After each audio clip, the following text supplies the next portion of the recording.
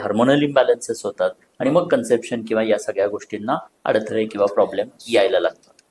आता हा प्रॉब्लेम आहे का, तर मी म्हणेन प्रॉब्लेम नाही, सोल्युशन्स असतात त्याची. त्यामुळे याच्याकडे वेगळ्या पद्धतीनं बघितलं, मेडिटेशनचा आधार घेतला, एक्सरसाइज असतील, थोडीशी लाईफस्टाईल बदलली, बीजसंस्कारांचा अभ्यास केला, तर मला वाटतं की खूप छान बाळाला म्हणजे कन्सिव्ह पण करता येईल आणि बाळाला जन्मालाही घालता येईल.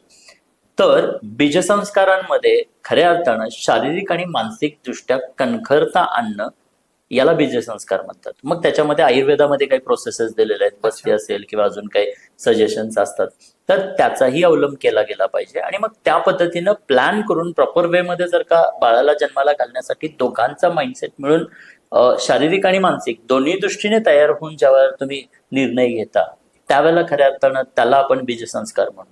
ओके. तर ही जी काही प्रोसेस आहे कम्प्लीट, म्हणजे बरेचदा जसं पाठीमागच्या एपिसोडमध्ये आपण बोललो की पहिलं तर DINK या सगळ्या गोष्टीमुळे झालंय काय की मानसिकताच पहिली नाहीये, म्हणजे कुठेतरी कन्फ्युज स्टेटमध्ये बाळाला